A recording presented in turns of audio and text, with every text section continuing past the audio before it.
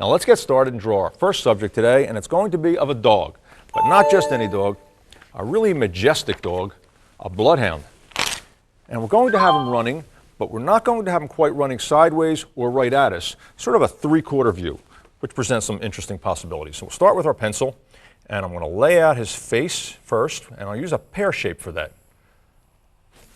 And now for his body, which is an oval shape, just like that. Now for his legs. Well, kind of a stick figure here with some shapes. A wavy line for his front two legs, maybe some circles there for his paws. And that's all I'm going to do, and go back with marker now and see what kind of features we can put in. Now right here we're going to put his nose in. Now on a Bloodhound, the nose is the most important feature, I would say, because he's known for being such a great sniffer. And you know, whenever you do a cartoon dog's nose, you always want to leave a little bit of white. Not just the white spot right there, but also around the edges a little bit. Okay, now they have very wrinkly faces. That's what makes them great cartoon characters. And they're kind of solemn dogs. By that I mean they're not real happy looking, even though they may be happy dogs. There's his lower lip, and here's some whiskers, which I do with circles. And for his eyes, well, let's give him kind of a sleepy look. So that big oval like that, and then cut it right in half, and let's put two eyes.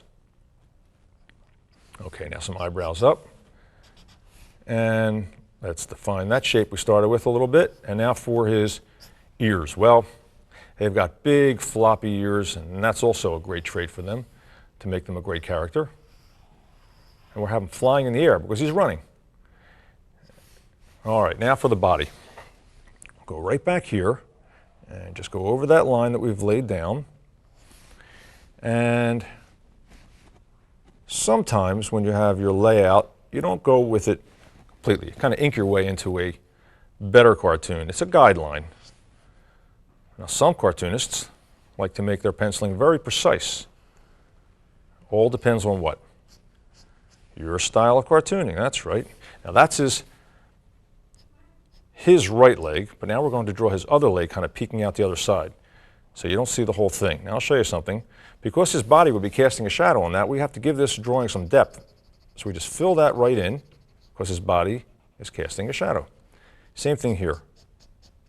Only we're not going to make it completely dark. We'll make some lines next to each other. Gives a shadowed effect. Now over here, we'll do his front paws. Now they're great hunters, and they go back a long time. In fact, they're one of the oldest breeds that there are. And when they reach the animal that they're hunting for, it's very interesting. They don't do anything to it except play with it, or maybe even try to befriend it. With them, it's like the game to get it. Let's put some shadowing under here. It's kind of cute. Of course, some cartoon effects and accessories, which in this case will be sound effects. Sniff, sniff, because that's what they do great. And some sound effects up here. Woof, woof. And you know what? Over here we're going to create little shapes to color in.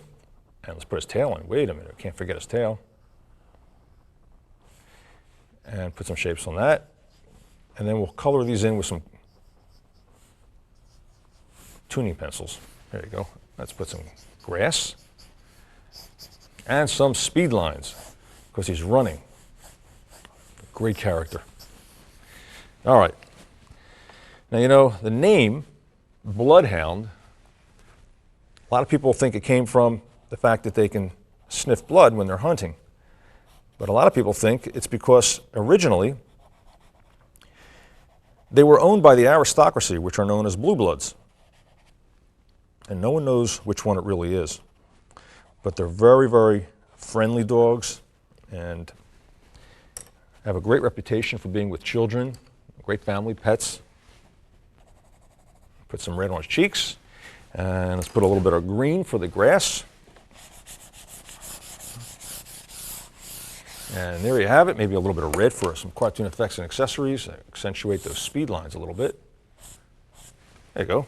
Now, got a quickie for you. Did you ever hear it said, people look like animals, animals look like people? I don't know which way it is, but we're out to prove that one right now. So I'll start with a couple shapes, and what I'll do is I'll put in the features on both characters that they can definitely have in common, like the eyes.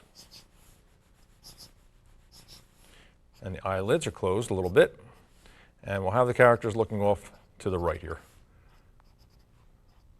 And some eyebrows, they can be the same. And a nose. Well, he's got kind of a V for a nose, and we can even do that.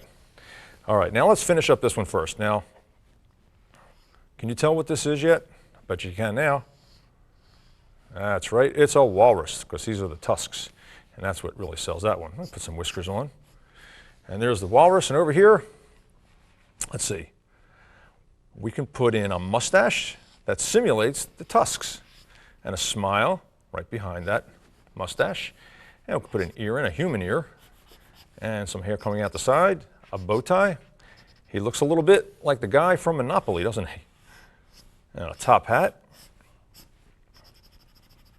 And a shine like that, leaving that little white space there. And the satin band. There you go.